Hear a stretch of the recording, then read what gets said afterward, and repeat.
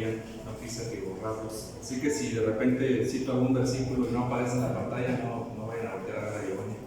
No es cosa de él. Hay muchos que no están en la presentación. Vamos a regresar en este día a Génesis, al estudio del libro de Génesis.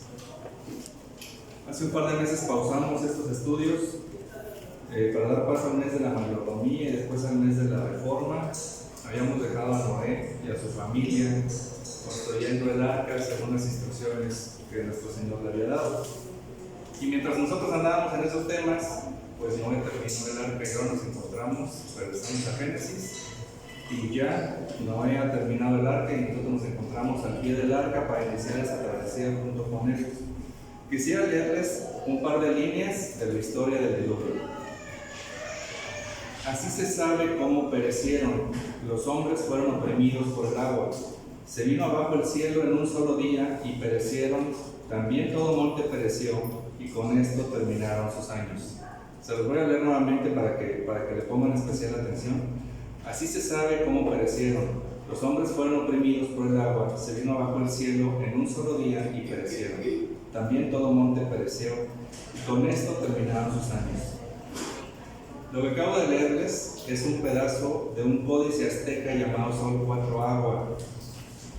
Además de los aztecas, más de 200 pueblos originarios, más de 200 tribus ancestrales tienen en su historia relatos que confirman el diluvio universal. ¿Cómo es posible que tribus o pueblos tan distantes del Medio Oriente, donde se lleva a cabo esta historia, cómo es posible que tribus de Alaska, de Hawái, de Sudamérica, de Australia, de tribus ancestrales de China, de los persas, tribus hindús, cómo es posible que todos tengan en sus relatos una narrativa del diluvio universal? ¿Cómo es posible que dentro de esos relatos más del 60% coinciden en la destrucción del mundo por la maldad del hombre? En la destrucción por medio del diluvio y el instrumento de salvación siendo un barco donde también había animales. ¿Cómo es posible que todas esas narrativas, los sobrevivientes terminen en una montaña alta? Nosotros sabemos que eso sucede porque todas esas narrativas fueron traídas desde la misma familia que al irse multiplicando llevaron esa historia con ellos. Para los cristianos, la respuesta es más clara. Tenemos en la narrativa de Génesis 7 precisamente el relato de los sucesos y a diferencia de los otros relatos de las más de 200 tribus y pueblos originarios, aquí tenemos la perspectiva de Dios, la perspectiva del Señor que trajo el diluvio pero que también salvó a esa familia por gracia. Pero también sabemos que las historias bíblicas no solamente tienen el propósito de estarnos contando cómo sucedieron las cosas en el futuro, en el pasado antiguo, sino que todas esas tenían un propósito para su tiempo, pero como la escritura es viva, también tiene un propósito a lo largo de las generaciones y ciertamente tiene un propósito para hoy. Tan extenso y dramático como fue el diluvio, tan extenso y dramático como fue, solamente es una sombra lejana de algo mucho mayor a lo que apunta en el futuro. Y por eso la meditación de este día es ¿a dónde apunta el diluvio? ¿Hacia dónde apunta el diluvio? Si ustedes ya tienen la palabra lista, en Génesis 7 vamos a ver todo el capítulo de un jalón, vamos a verlo de manera interna, si está amplio, pero después solamente haremos unas breves referencias a esto. Dice la palabra de Dios en Génesis 7, no entre en el arca. Entonces el Señor dijo a Noé, entra en el arca tú y todos los de tu casa, porque he visto que solo tú eres justo delante de mí en esta generación. De todo animal limpio tomarás contigo 7 parejas, el macho y su hembra, y de todo animal que no es limpio, 2, el macho y su hembra. También de las aves del cielo, 7 parejas, macho y hembra, para conservar viva la especie sobre la superficie de toda la tierra. Porque dentro de 7 días yo haré llover sobre la tierra 40 días y 40 noches, y borraré de la superficie de la tierra a todo ser viviente que le he creado. Y Noé hizo conforme a todo lo que el Señor le había mandado. Noé tenía 600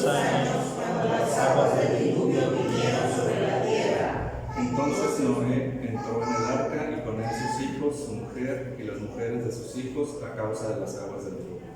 De los animales limpios y de los animales que no son limpios, de las aves y de todo lo que se arrastra sobre la tierra. Entraron de dos en dos con Noé en el arca, macho y hembra, como Dios había ordenado. Aconteció que a los 7 días las aguas del diluvio vinieron sobre la tierra.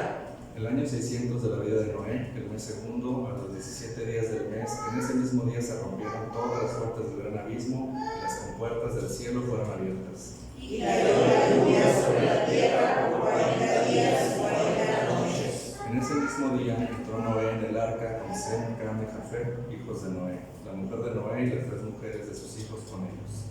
También entró toda fiera según su especie, todo ganado según su especie, todo reptil que se arrastra sobre la tierra según su especie, y toda ave según su especie, aves de toda clase. Entraron pues con Noé en el arca de 2 en 2 de toda carne, en que había aliento de vida. Los que entraron, macho y hembra de toda carne, entraron con Dios en lo que había mandado. Después el Señor cerró la puerta detrás de Noé. Entonces vino el diluvio sobre la tierra por 40 días, y las aguas crecieron y alzaron el arca, y ésta se elevó sobre la tierra. Las aguas aumentaron y crecieron mucho sobre la tierra, y el arca flotaba sobre la superficie de las aguas. Las aguas continuaron aumentando más y más sobre la tierra, y fueron cubiertos todos los altos montes que hay debajo de todos los cielos. Las aguas subieron 15 codos, 6.75 metros, por encima de los montes, después que habían sido cubiertos.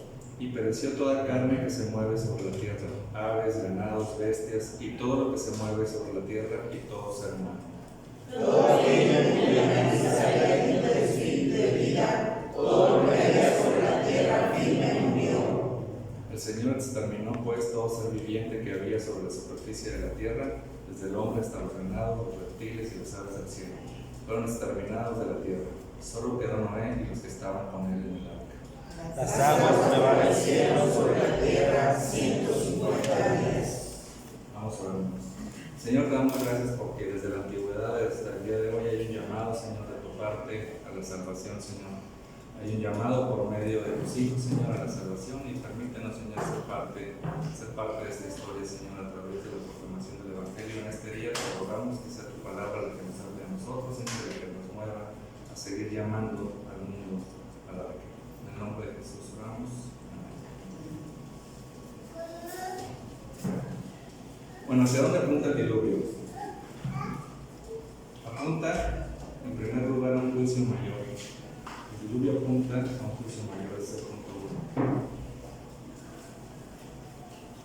Cuando leemos la historia de Noé podemos concentrarnos tanto en Noé, en su familia, en sus coterráneos, que podemos olvidar que este era un juicio global, era un juicio que el Señor estaba haciendo sobre toda la tierra. Vemos en Génesis 6:5, si mantienen la Biblia abierta podemos estar ubicando un poquito, unos capítulos adelante atrás de donde estamos hoy. Y en Génesis 6:5 menciona: el Señor vio que era mucha la maldad de los hombres en la tierra, y que toda intención de los pensamientos de su corazón era solo hacer siempre el mal. Así que el Señor no solamente estaba juzgando a los coterráneos de Noé, sino a toda la tierra. Pero ¿cómo este diluvio apunta a un juicio mayor? Bueno, la Biblia nos habla de que en el juicio final va a haber un juicio de alcance universal y mayor. ¿Por qué? Porque el Señor estaba juzgando en ese momento solamente a esa generación. En el juicio final va a ser un juicio a todas las generaciones.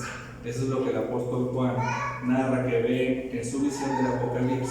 Ese se lo tiene en su hojita. Dice: vi un gran trono blanco, y recordemos que ese trono siempre tiene la indicación de un estrado, de un jurado, de un juez, y aquel que estaba sentado en él, de cuya presencia huyeron la tierra y el cielo, no se halló lugar para ellos.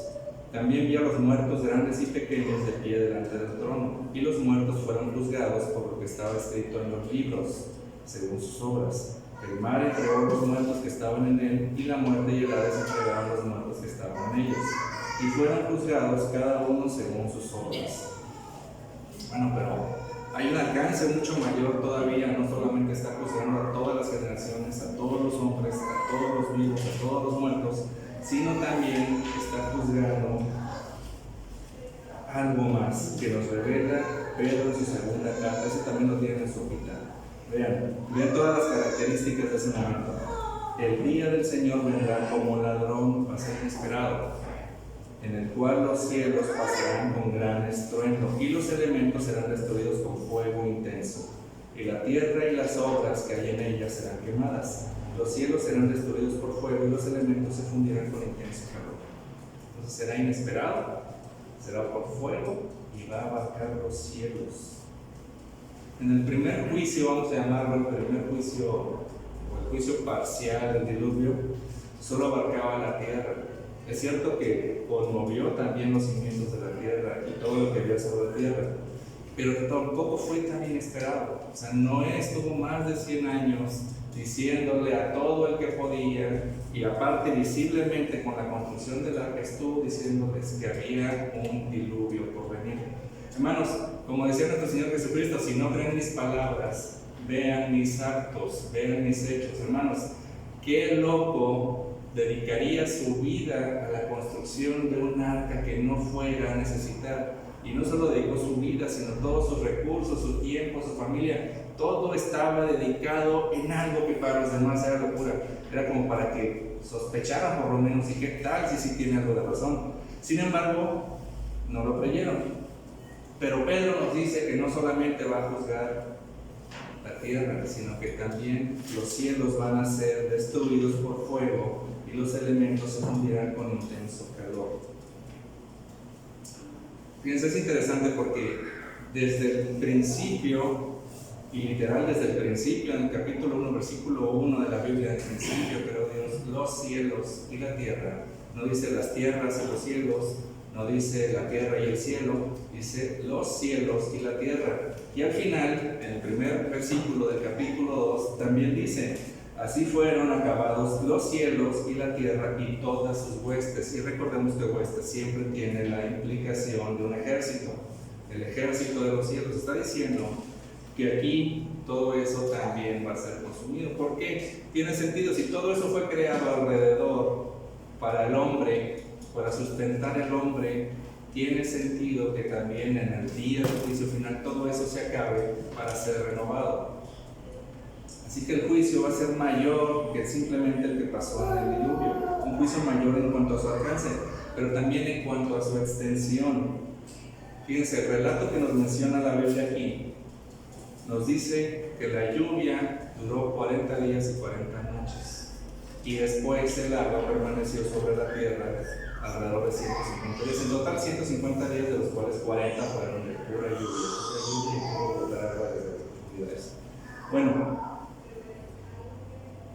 el juicio que viene no va a ser un juicio temporal como a veces se quiere creer con esas ondas del purgatorio. Vas a estar un tiempito sufriendo, pero después vas a poder llegar al cielo. Eso no nos dice la Biblia. La Biblia nos habla de un lugar donde el gusano de ellos no muere y el fuego no se apaga. Esas son palabras de nuestro Señor Jesucristo en Marcos 9:48. Ese juicio no va a ser de 150 días, no va a ser temporal, va a ser eterno. Las personas, además, que murieron en el diluvio, bien, no perecieron completamente, no han sido completamente destruidos. El diluvio solamente fue una probadita de la ira de Dios, como cualquier muerte es. La justicia de Dios es manifestada en la muerte de los hombres, pero no es el pago final y completo que merecen nuestros pecados. El ser humano es un ser integral que no solamente peca con su cuerpo, también peca con su mente, también peca con su alma.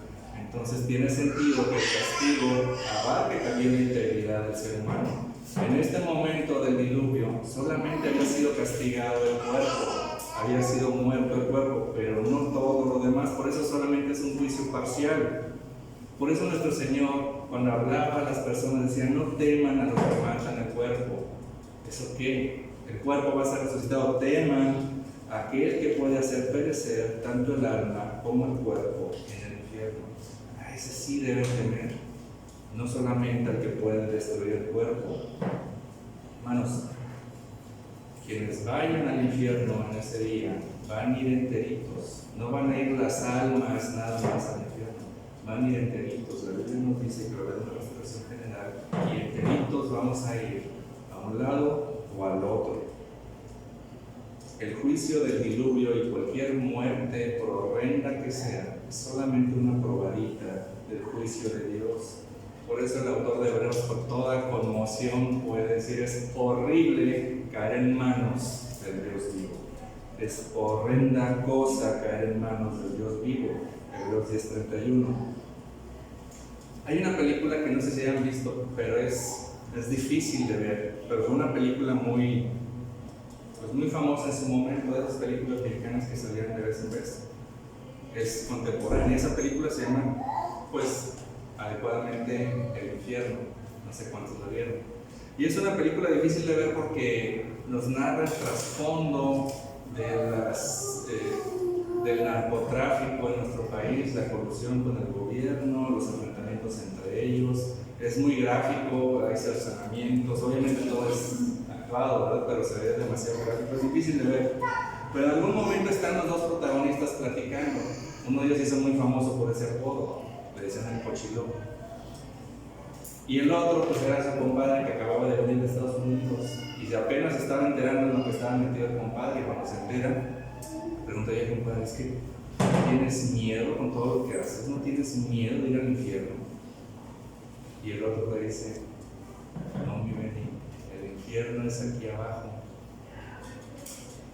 Miren, por horrendas cosas que veamos en nuestro mundo, por descabezados, decapitados, descuartizados, destripados, no es nada comparado con la ira de Dios en el verdadero infierno. Y a veces lo queremos trivializar. Hay un escritor muy famoso, Mark Twain, que decía: el paraíso lo prefiero por el clima, el infierno por la compañía. Queremos creer que el infierno es un lugar de fiesta y cócteles y de amigos que se juntan para gozar y celebrar. Eso no es lo que nos dice la Biblia. En el infierno toda gracia es retirada. Ya no hay familia, ya no hay amigos, ya no hay compañerismo. Estás solo y cada uno de los que vayan estará solo frente a la ira de Dios. Ahí no hay nada de que cócteles y la compañía. No minimicemos la ira de Dios. Es lo que pasó en el diluvio, se minimizó la ira y la justicia de Dios. Pero el diluvio no solamente apunta a estas terribles cosas en el futuro a una escala mayor, también apunta a una salvación mayor. Es el punto 2. ¿Hacia dónde apunta el diluvio? A una salvación mayor.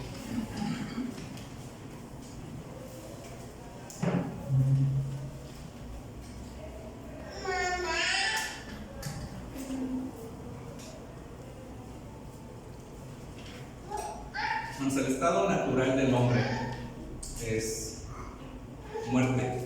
Es el estado natural del hombre. Por su estado caído es el estado natural del hombre. Pero es la gracia de Dios que nos da un día más. Y luego un día más. Pues nos damos cuenta, como hoy, y ya estamos entrando en noviembre, ya casi un año más. Y cuando nos damos cuenta pasó una década y varias décadas. Y el hecho de que esa gracia se esté repitiendo día a día nos hace olvidar precisamente que es una gracia. Y nos hace olvidar que un día nosotros y todos los que están a nuestro alrededor van a tener que morir, van a morir. Y esa era la realidad también de los ocupantes en el arca. Miren, vamos a suponer que muchos hubieran hecho caso a Noé.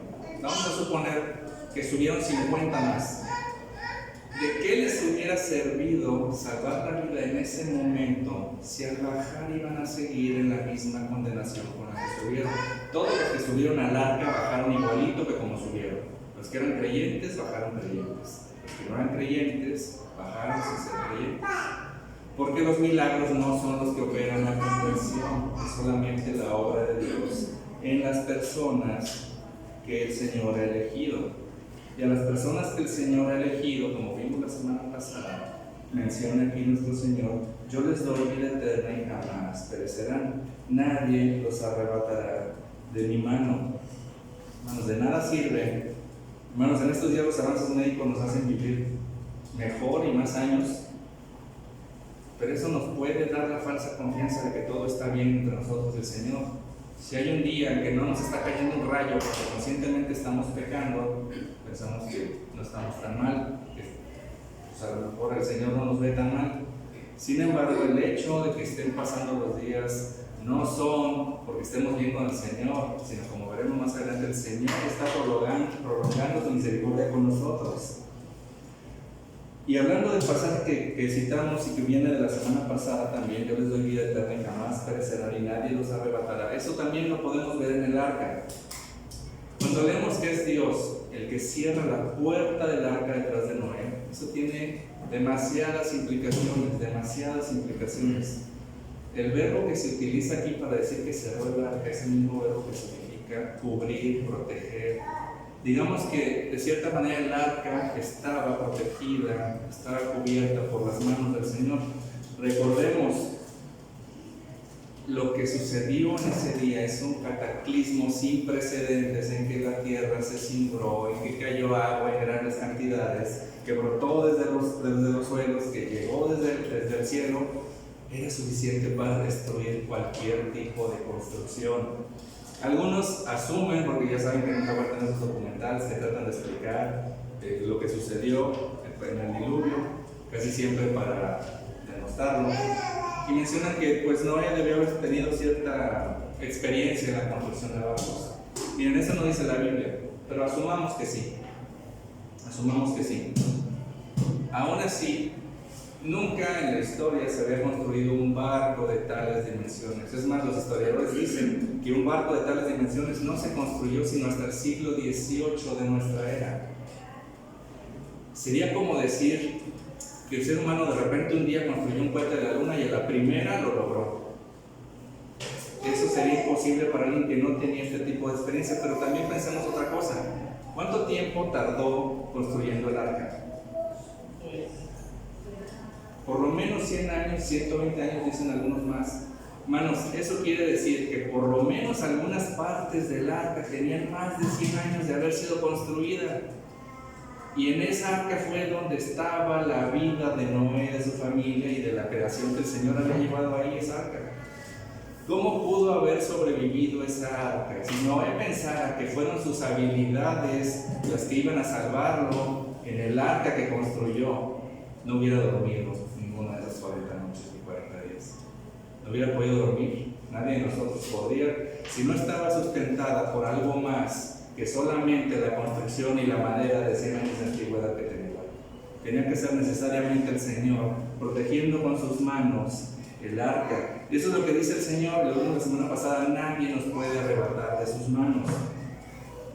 Inclusive fíjense, hay una frase que se dice acerca del arca y yo no estoy de acuerdo con ella y se me hace que está mocha.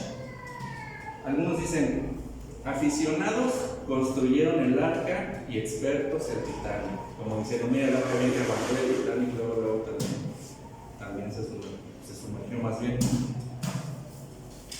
No me gusta esta frase porque olvida esa parte, que fue el Señor precisamente el que preservó el arca. El arca estaba protegida por el Señor, no fue la habilidad de Noé, porque Noé inmediatamente en que baja del arca, lo primero que hace es ofrecerle un sacrificio al Señor. Él reconoce que su cuidado, que su sobrevivencia fue por el Señor, no por el arca que construyó.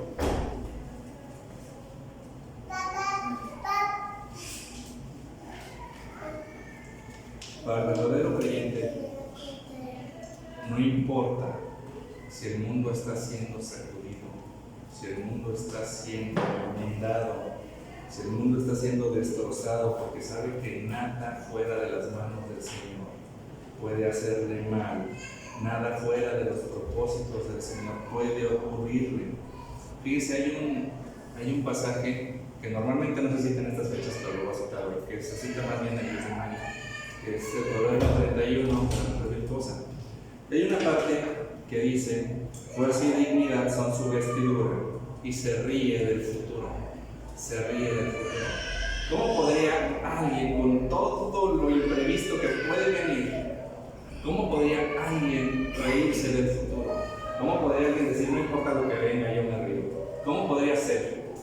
si no está su esperanza puesta en la protección del Señor, si no está su esperanza puesta en la soberanía del Señor, en los planes buenos del Señor para cada uno de sus hijos. Es la única manera en que podemos sonreír al futuro, confiando en la soberanía y la sabiduría de Dios. Pero también, así como en el inciso pasado hubo una condenación integral de cuerpo, alma, espíritu y mente, también aquí tenemos esa salvación. También tenemos una salvación que va a regenerar nuestro cuerpo, nuestra mente y nuestro espíritu, y lo va a llevar a la presencia del Señor. Cuando se dice, vamos, esta persona es tan buena que ver el cielo con el tenis, eso no es cierto. Pues al menos no los mismos tenis, no sé cómo vamos a estar vestidos allá. Vestiduras blancas se dice, pero no les dice tenis. Pero miren, Pablo nos cuenta un gran secreto en la primera carta a los Corintios. Digo, hermanos, que la carne y la sangre no pueden heredar el reino de Dios. Aquí está hablando más bien de las obras. La carne y la sangre no pueden heredar el reino de Dios. Ni lo que se corrompe hereda lo incorruptible.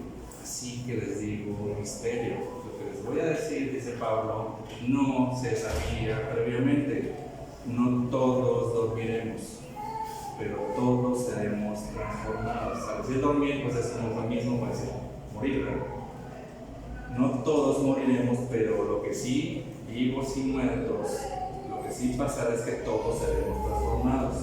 Los muertos resucitarán incorruptibles y nosotros seremos transformados también a esa incorruptibilidad. 1 Corintios 15. Pero no solo eso. En su momento, solamente una familia fue salva, una familia de la misma raza. Lo que nos dice la palabra, que esa salvación a la que apunta Diluvio es una salvación mayor, que implica un solo pueblo, pero de grandes dimensiones, de todas las razas. Miren, en el Antiguo Testamento, y ese fue el problema de los judíos, se creyó que se era salvo solamente por filiación o nacimiento. Se creyó que mientras descendiéramos de Noé, de Moisés, de Abraham, pues no había problema, ya estábamos del otro lado. Pero ese era precisamente el problema de los judíos. Como se mencionó acerca de la perseverancia de los santos, si se creyera que el que es salvo siempre es salvo, no importa cómo viva, pues no estaría demostrando realmente su salvación, porque no está teniendo santidad. En el pueblo judío era la misma situación. Se creyeron judíos, siempre salvo, entonces no tenían nada que cambiar y podían ser salvos, hasta que llega Pablo y les dice en los Romanos, la carta a los Romanos: hey, aguas, no todos los descendientes de Israel son Israel, ni todos los hijos por ser descendientes de Abraham. No son los hijos de la carne los que son hijos de Dios, sino los que son hijos de la promesa. Esos son considerados descendientes. Romanos 8, versículos 6 al 8. No son los descendientes de Israel todos los que son de Israel, sino los que son hijos de la promesa. Y esa riqueza de la gracia que se desbordaba del pueblo de Israel hacia todos los pueblos y naciones es lo que les permitió el Señor ver al apóstol Juan, precisamente en esa revelación de Apocalipsis. Después de esto miré y vi una gran multitud que nadie podía contar, de todas naciones, tribus, pueblos y lenguas, de pie delante del trono y delante del Cordero, vestidos con vestiduras blancas y con palmas en las manos. Clamaban a gran voz: la salvación pertenece a nuestro Dios, que está sentado en el trono y al Cordero.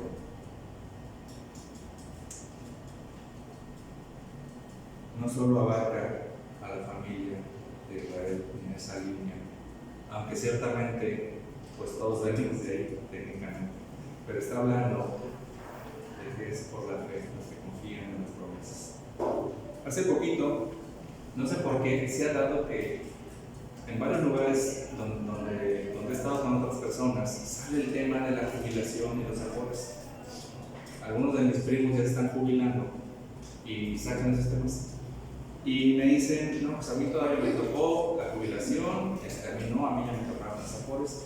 Los privilegios se van perdiendo con el tiempo. Pero hay un privilegio que no se ha perdido a través del tiempo, que es la posibilidad de ir hacia la salvación, la posibilidad de escuchar el llamado del Señor para la salvación. Desde Abel y sus ofrendas, pasando por Enoc, pasando por Noé, pasando por los profetas del Antiguo Testamento, pasando por Juan el Bautista, pasando por Cristo, pasando por los apóstoles, la iglesia primitiva, la iglesia de la Reforma y nosotros en este día, siempre ha habido alguien que haga la invitación a arrepentirse y venir a Cristo. De hecho, dice 2 de Pedro 2:5, hablando precisamente de Noé, aunque esto no viene en Génesis no encontramos, no, Noé les predicaba a los impíos. 2 de Pedro sí nos lo dice, cuando habla que nuestro Señor tampoco perdonó al mundo antiguo, sino que guardó a Noé, un predicador de justicia, con otros 7, hablando de su familia, cuando trajo el diluvio sobre el mundo de los impíos. Y Pedro, habiendo entendido eso, tampoco se podía callar esas buenas nuevas. De hecho, lo vemos parándose valientemente en el día de Pentecostés, diciendo prácticamente el mismo mensaje. Pedro, con muchas otras palabras, testificaba solemnemente y les exhortaba diciendo: sean salvos de esta perversa generación. Nosotros diríamos que este llamado no tiene que hacerse en este día. Nosotros diríamos que en este día la gente no necesita escuchar: sean salvos de esta perversa generación. Hoy la iglesia continúa con ese llamado, que esa puerta de la salvación que es Cristo sigue abierta. Pero a diferencia de Noé, la iglesia no sabe en qué momento vendrá ese juicio. La iglesia no sabe, y por eso el llamado de la iglesia no solo es proclamar el evangelio en todo tiempo, sino también para sí misma velar y orar. Que el Señor quiera que cuando esa puerta se cierre y se va a cerrar en la muerte de cada uno de nosotros, una vez que esa puerta de la vida, de la oportunidad de la vida se cierre detrás de nosotros, ya no hay para adentro ni hay para afuera. Que el Señor quiera que ya estemos adentro cuando Él nos cierre la puerta de nuestra vida. Pero ¿a dónde más apunta el diluvio? Ya vimos que apunta a un juicio mayor, a una salvación mayor, pero también apunta a un mismo Salvador. Apunta a un mismo Salvador.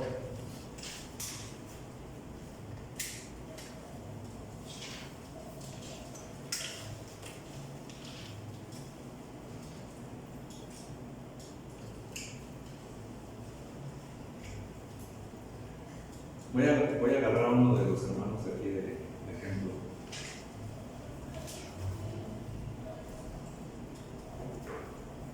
Las veces que yo he ido a Tampico, por ejemplo esta semana, había que adecuar una laptop que se rompió para el grupo de medios de comunicación. O a veces me preguntan cómo estuvo eso de la transmisión en tiempo de la pandemia. Yo la verdad de eso no aprendí demasiado, pero siempre digo Pat. Y cuando digo Pat, ya saben de quién estoy hablando. Si digo Pat en Tampico, ya saben de quién estoy hablando. Si digo Pat en Madero Centro, ya saben de quién estoy hablando. Si digo Pat en Altamira, también saben. Creo que ya está en San Luis, también saben quién es Pat. Sin embargo, Pat no es un nombre. ¿Alguien sabe el nombre completo de Pat? ¿O su nombre? Juan Luis Aguilar. Juan Luis Aguilar. ¿Qué más? Juan Luis Aguilar Cabrera. Miren, si Pat quisiera sacar su credencial del INE, ¿cómo se llama? No va a decir Pat. No puede ser Pat. Si Pat quisiera sacar una tarjeta bancaria, o rentar una casa en el contrato, no va a decir Pat. Tiene que decir su nombre legal. Bueno, esto se los comento porque hay muchos nombres con los que es conocido el Señor. Nosotros en la Biblia vamos a encontrar cantidad de nombres con los que se hace referencia al Señor. Ustedes seguro que saben por lo menos 10. Pero cuando se ocupa un nombre en particular, siempre nos quiere hacer referencia a su posición legal. Siempre que veamos en la Biblia, en el Antiguo Testamento, Jehová, o en algunas versiones se traduce Señor, pero todo en mayúsculas, está hablando desde el entorno de un ambiente legal, de un pacto. Ya cuando ustedes vean en cualquiera de los profetas lo que sea, no dice el Señor o dice Jehová, como lo tengan traducido, ya van a saber, aquí tiene que ver algo con el pacto, porque está ocupando ese nombre. Bueno, si vemos lo que está diciendo aquí, desde el versículo 1 del capítulo 7, entonces el Señor, y se dan cuenta está en mayúsculas, y más adelante menciona a Dios, pero en otras partes menciona otra vez el Señor, está hablando de un pacto, está hablando de un pacto. Y no es sorpresa, porque si nos vamos en la misma, una página antes, si nos vamos a nuestra Biblia en Génesis 6, vamos a encontrar que el Señor mismo le había dicho ya a Noé, pero estableceré mi pacto contigo, entrarás en el arca tú y contigo tus hijos, tu mujer y las mujeres de tus hijos. Ya se lo había dicho. Ahora, ¿qué más nos hace referencia a que esto tiene que ver con un pacto? Todas las veces que menciona este capítulo, animales puros o impuros o limpios o impíos, no sé cómo ven las traducciones, cada vez que aparezca eso también está utilizando un lenguaje del pacto, porque recordemos que es precisamente esa distinción que ahorita era de palabra, que en algún momento iba a ser puesta de manera física en Levítico como parte de la ley. No quiere decir que fue a partir de la ley. A partir de la ley se hizo más grave la transgresión, pero esto ya era conocido desde antes, así como ya era conocido por Abel, que había que llevar ofrendas al Señor. No se le había dicho, no aparece en la Biblia que se le hubiera dicho que alguna vez Adán hubiera dicho, mira hijo, hay que hacer esto, pero se sobreentiende que era algo que ya sabían ellos, era algo que el Señor ya les había hecho saber. Pero cuando habla de esta cantidad, no sé si les llama la atención la cantidad de 2 pares de impuros y 7 pares de puros, de animales puros. Bueno, fíjense, el Señor estaba preservando en ese momento, el Señor que sí puede ver hacia adelante, la vida física de Noé y sus descendientes, pero también su vida espiritual. Porque de esos animales puros o limpios iban a tener que consumir en el futuro. Imaginen el mundo al que descendieron Noé y su familia. Muchas veces nos ha comentado, por ejemplo, Ramón, los efectos de la lluvia, la falta de lluvia en las cosechas. Y cuando es demasiada lluvia, lo sabemos, barre para todo. ¿Qué árboles frutales, qué cosechas creen que haya encontrado Noé al bajar? Seguramente encontró una tierra muy fértil por la cantidad de materia orgánica que quedó regada por todos lados. Seguramente esa tierra fue súper fértil, pero en ese momento no podemos ver que hubiera árboles listos como para llegar y arrancar una naranjita, para llegar y arrancar una manzanita. No podemos ver eso. De hecho, se puede asumir que mucho de lo que subieron fue de lo mismo que tuvieron que echar mano para empezar a sembrar a la paz. Pero en lo que se dan las cosechas, ¿qué creen? Pues algo hay que comer. Probablemente se podía comer. Algo que a mí me llama la atención de lo rápido que se produce son las setas, los champiñones, los hongos. Apenas llueve tantito y a los 3 días después ya empezaron a ver hongos. Pues yo pienso que eso pudo haber sido. Si no querían comer animales, imagínense, después de estarlos cuidando 150 días, de repente darles cuello como que ya estamos en caída. Pero aquí también vemos una provisión espiritual, porque inmediatamente bajando lo que hace Noé, y nos dice, Génesis 8:20, no viene en su hojita, pero lo podemos buscar en su Biblia. Entonces Noé edificó un altar al Señor, y tomó de todo animal limpio y de toda ave limpia, y ofreció holocaustos en el altar.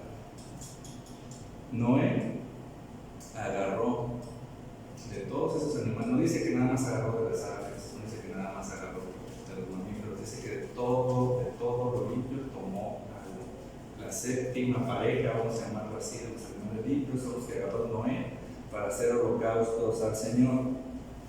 De nuevo, todo esto no estaba aparentemente dicho aquí en los primeros capítulos de Génesis. Sin embargo, Noé ya sabe que lo debe hacer y Noé lo hace, pero después es afirmado en la ley. después está afirmado el tipo de animales que el Señor considera aceptables para la propiciación por el pecado. Y eso también proyecta hacia el futuro la institución de la Santa Cena en Mateo 26-28, porque esto es mi sangre del nuevo pacto, que es derramada por muchos para el perdón de los pecados. Esto también señalaba el sacrificio mayor por los pecados. Pero ¿quién hizo esto? ¿Quién es el que metió los animales al arca?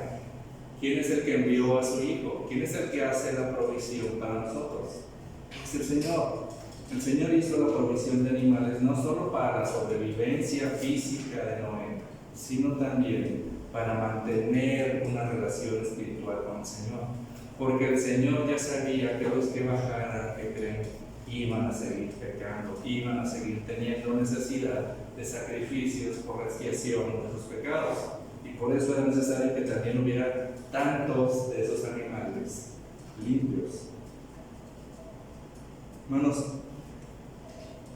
hace tiempo una familia, una ama de casa más concretamente, me comentaba de que su esposo, que era ingeniero, no le quiero echar piedras a nadie,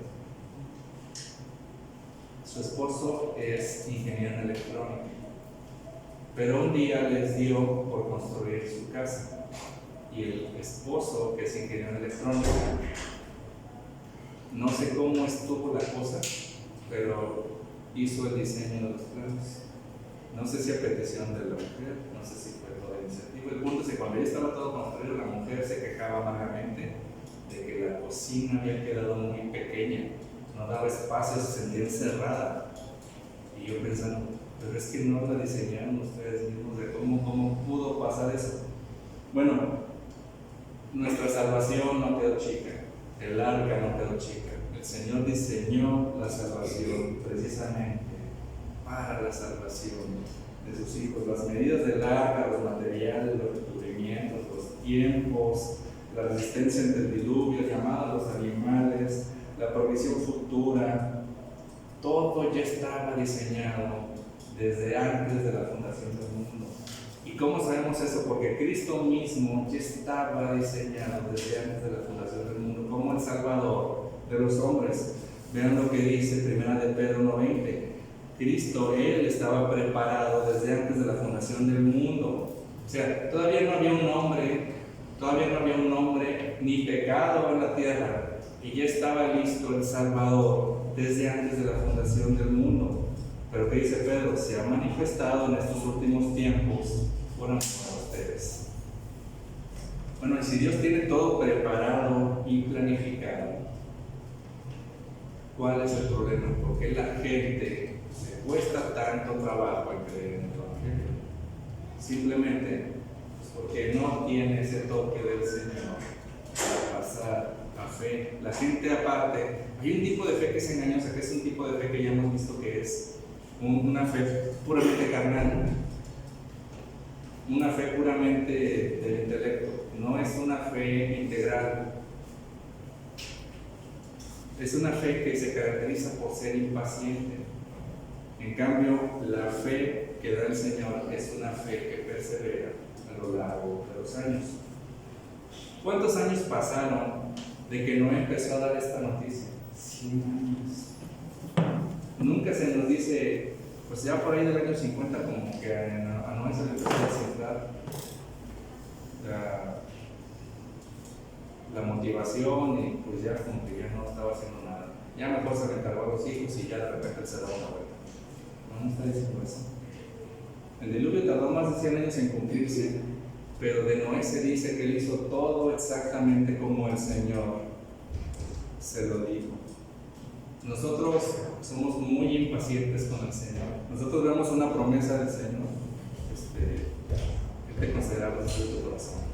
No, pero pues es que lo tiene que hacer ya para la siguiente semana, porque si no, pues entonces el Señor miento, ya no creo. Nosotros somos muy impacientes para los tiempos del Señor. Imagínense, como se comentaba hace ratito, conforme avanzaban los años se fue viendo cada vez más la colosal obra del arca y la gente no creía.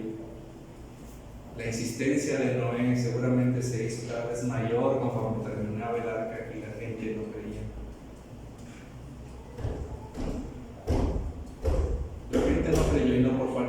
transformación.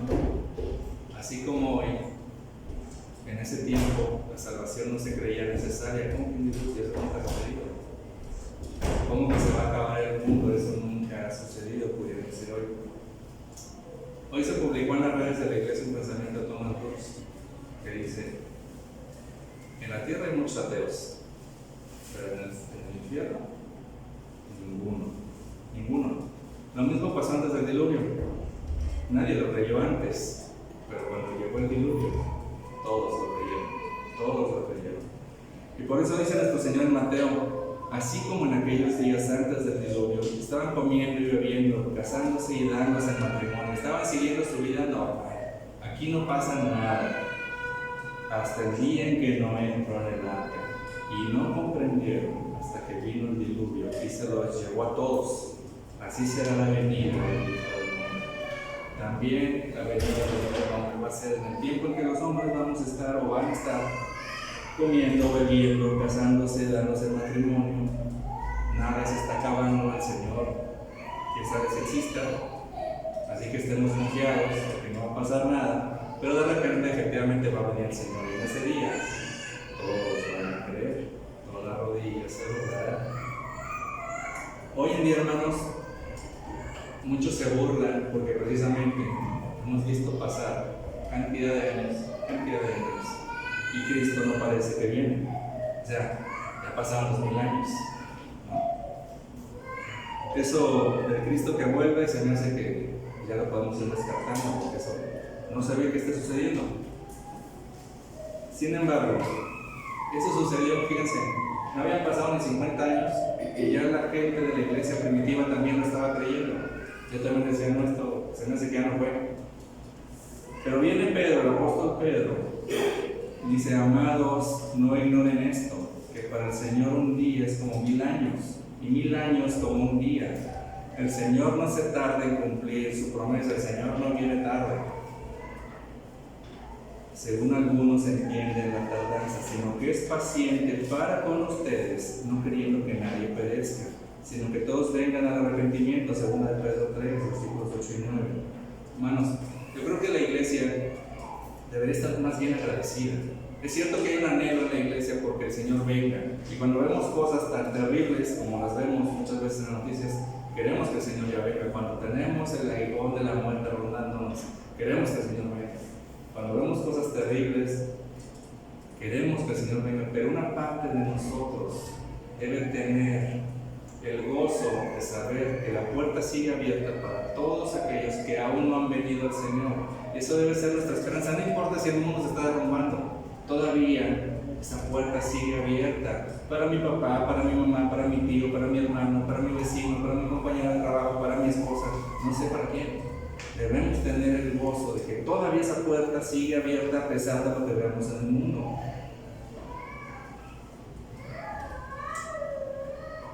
Yo no me puedo imaginar la cantidad de emociones que debe haber sentido un hombre cuando vio cerrarse esa puerta. Por un lado, el trabajo cumplido, la satisfacción del trabajo cumplido por más de 100 años. Por otro lado, la tranquilidad de ver a su familia con él adentro. Pero por otro lado, saber lo que le esperaba a todos los que estaban adentro. Sabiendo que si el Señor cerraba esa puerta, no habría poder que la volviera a abrir. Nadie. Entonces, no me imagino esa... Yo, la verdad, en el día final tampoco me imagino a un creyente con una sola emoción. Yo creo que ahí sí vamos a entender mucho de lo que sintió Noé.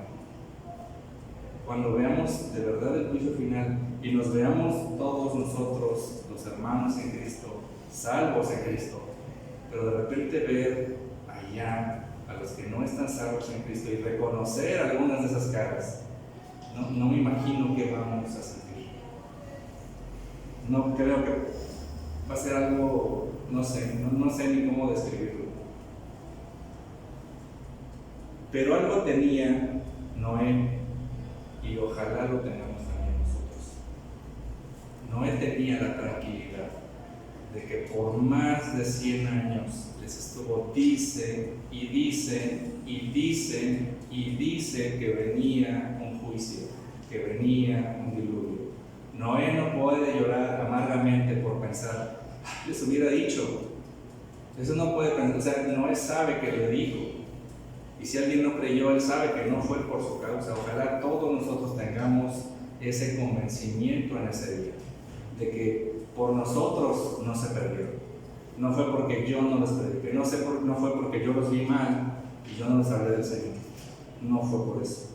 Y por eso también el llamado para la iglesia es, si ya estamos desde adentro del arca, podemos seguir gritando hacia afuera. Entren, como el Señor le dijo a Noé, entren. Por eso dice Pablo a los Corintios, somos embajadores de Cristo, como si Dios rogara por medio de nosotros. En nombre de Cristo les rogamos, reconcíliense con Dios, reconcíliense con Dios. Ese es el llamado que tiene que hacer la iglesia. La iglesia no tiene que estar adentro del arca y decir, ya muere, ya el que se pierda, pues ya que vea cómo le hace. Él se nos ponía mucho un video en el grupo de amistad, en un transatlántico, tipo Titanic, ya tal vez alguna vez lo he comentado aquí, era como un segmento evangelístico, pero bien realizado. Están en el crucero, ya saben, si se han visto las fiestas de la película de Titanic, candelabros, piano, orquesta, el bailongo, copas por aquí, por allá, gente bailando, divirtiéndose, y de repente la señal de alerta. Y todos se acercan a la cubierta, todos se acercan al barandal exterior del barco y ven un barco que está ahí naufragando porque había una tormenta afuera. Ellos estaban en un barco tan grande que ni se habían dado cuenta que había una tormenta afuera.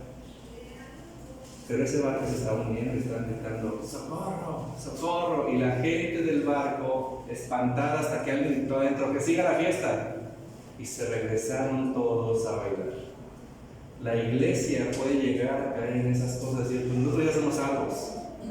Y ser ignorantes del mundo exterior y no estar conscientes de que esas personas que están allá afuera necesitan esa arca también como nosotros. ¿Y qué es lo peor? Que hay espacio, hay mucho espacio aún para el pueblo del Señor. No decaigamos en decir reconcíliense con Dios, reconcíliense con Dios. El Señor hará lo demás, pero hay que tener ese llamado en nosotros hacia el mundo. Vamos a orar, hermanos.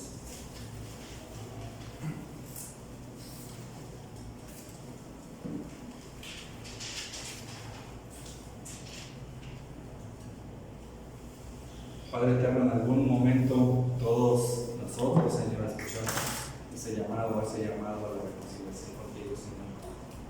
Todos nosotros escuchamos, Señor, que íbamos directo al juicio. Y Señor, también escuchamos la buena noticia que había alguien que ya había pagado en ese juicio, que nosotros solamente teníamos que ir a este abogado, a nuestro Señor Jesucristo. Te damos gracias porque vemos que también tú, Señor, tú has enviado ese abogado, tú has enviado esa arca de salvación para tu pueblo. Te rogamos ahora, Señor, que nos permitas, Señor, ser voceros, ser emisarios de esa salvación, Señor. No nos dejes ser negligentes, Señor. No nos dejes a nosotros ser negligentes también con nuestra salvación, Señor.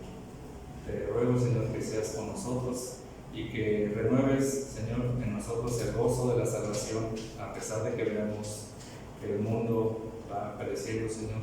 Que nos des el gozo, la seguridad, la tranquilidad de saber que estamos en tus manos, pero también, Señor, la urgencia de saber que el tiempo viene, que el tiempo se acorta y que hay muchos que aún deben conocer esta buena noticia. Te rogamos, Señor, que nos des valor, que nos des palabras, Señor, y que te rogamos, Señor, que tu Espíritu toque, Señor, a las personas por las que tanto hemos estado orando en los últimos meses y últimos años, Señor. Te rogamos, si es tu voluntad, que concedas a nuestro corazón el ver de estar bien entre nosotros.